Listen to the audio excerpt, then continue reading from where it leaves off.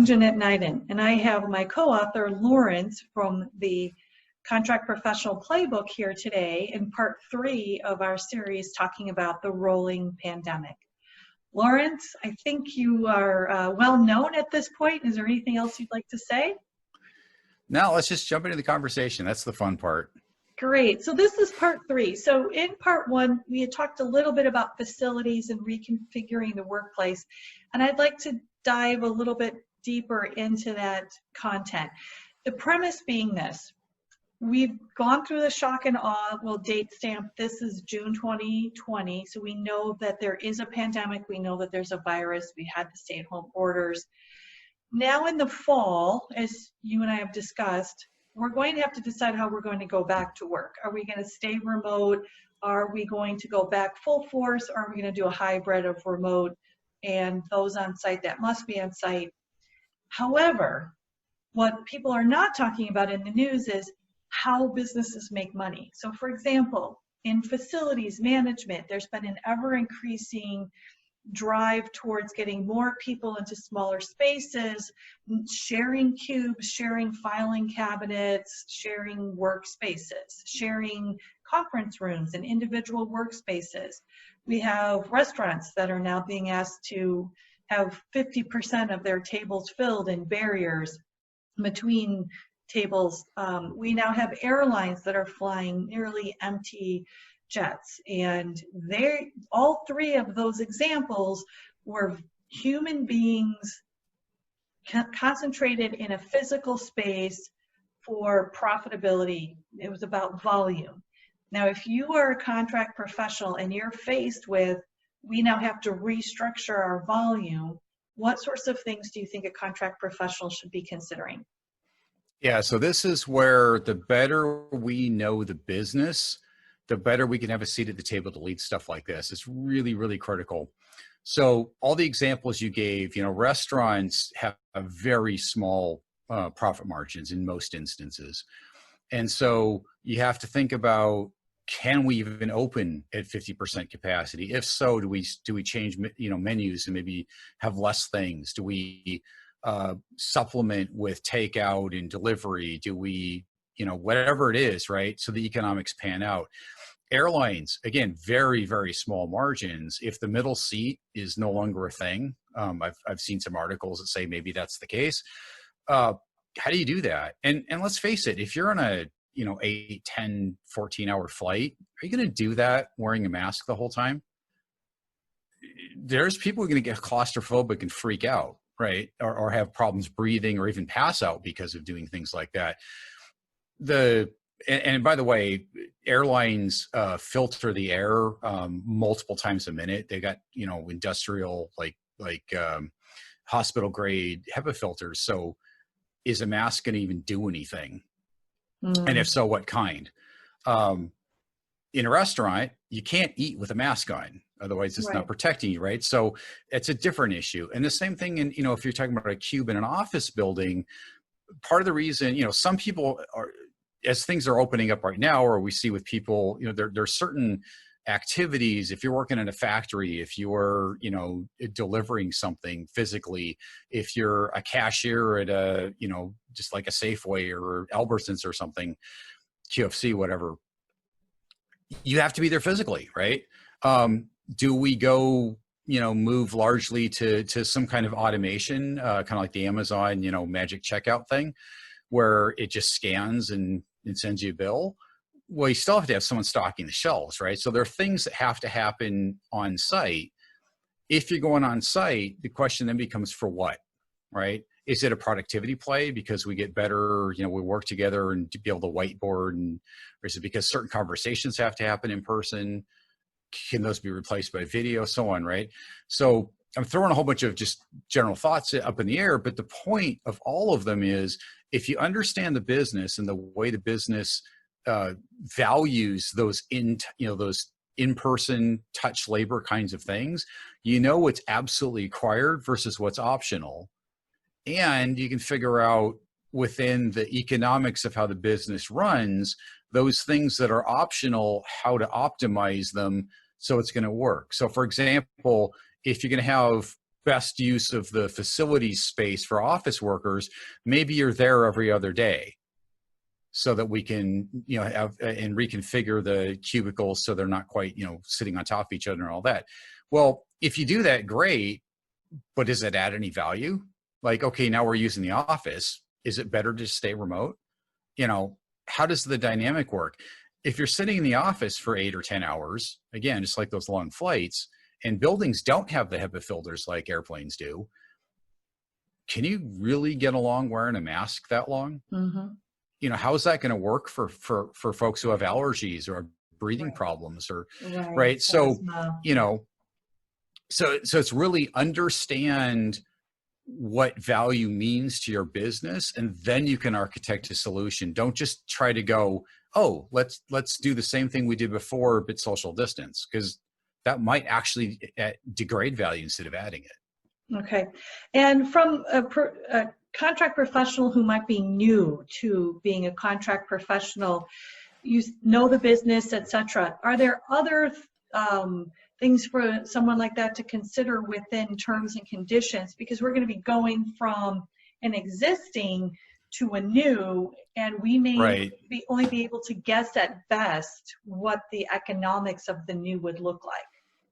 Yeah, and that's something we've talked a little before about supplier stratification, that you're going to treat, your kind of partner type suppliers different than your commodity type suppliers. But it really gets to, what do you need versus what do you want?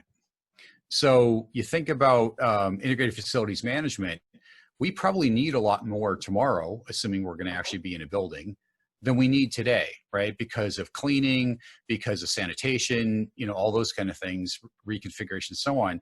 So that may be an area that goes up.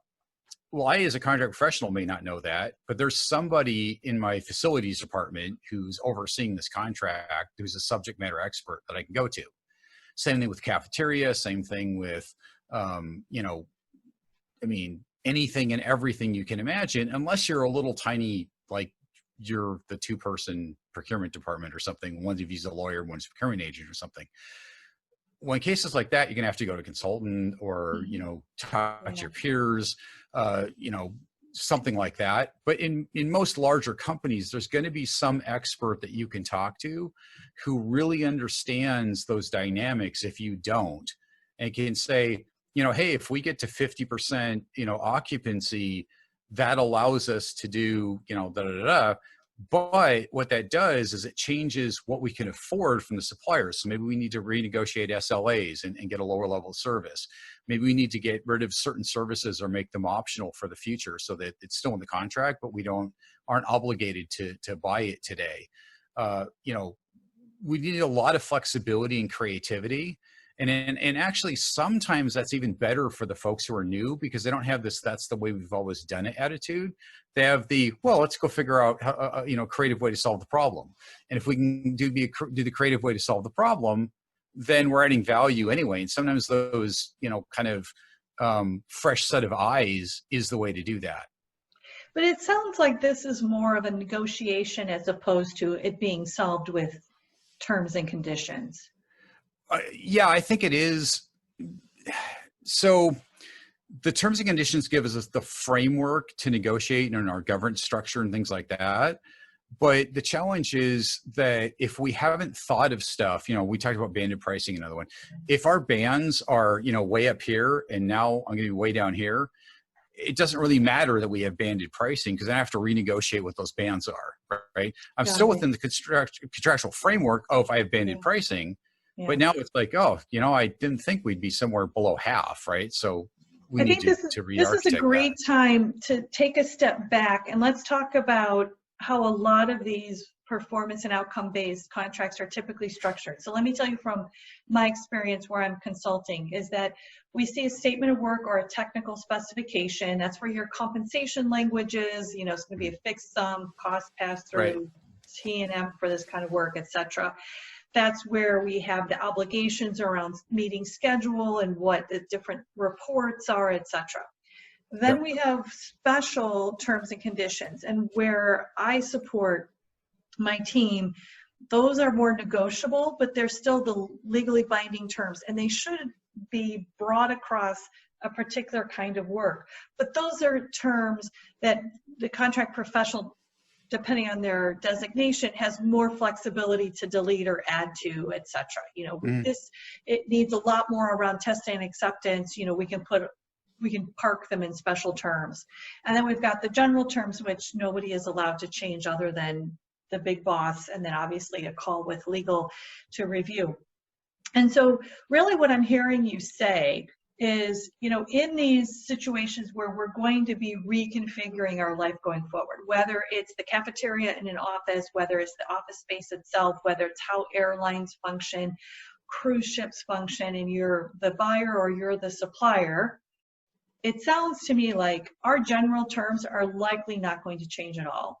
If there are specific or special terms, they may be tweaked a little bit, but they should be robust enough to support what we're doing. But where we're going to be focusing our energy is renegotiating the statement of work, our service level metrics, technical specifications may need to change, and compensation. And that's all really where the contract professional facilitates the conversations with all the stakeholders. And so that's really where it sounds like the negotiations will happen.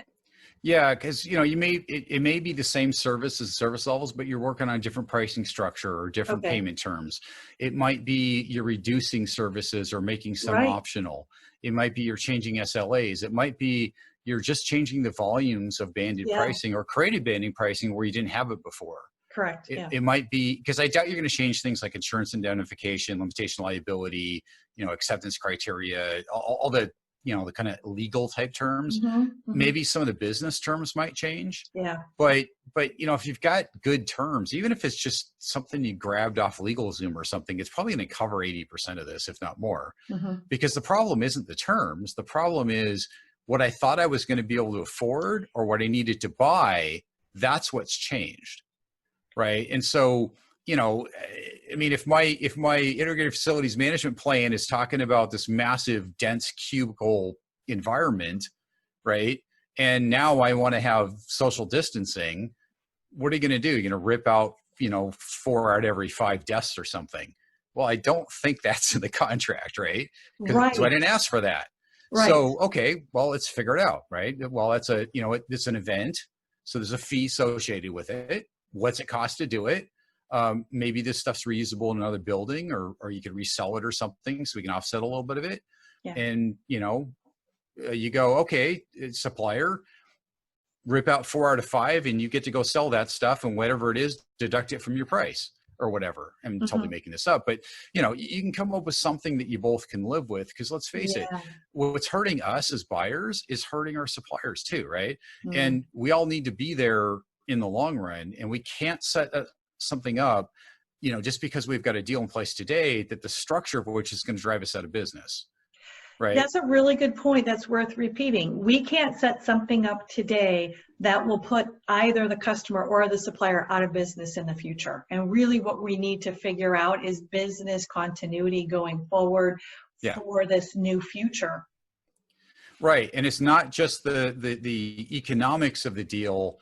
It's actually having business continuity, right? So, you know, the classic example of we moved the people in the office to their houses and they could still work remote. That changes volumes of things like network and audio conferencing and video conferencing and phones and such. What it doesn't do is address like a factory, right? In a factory, you may have to radically change the way you do work or bring in robots or something in order to accommodate social distancing, assuming we're doing that for a long period of time. That's a different problem. And it's not one size fits all, right? So understand the business, understand what makes success happen, and then be creative in the way you negotiate to get to that success. Very good. Well, thank you very much, Lawrence. I appreciate your time this afternoon. Sure. It's always great talking with you.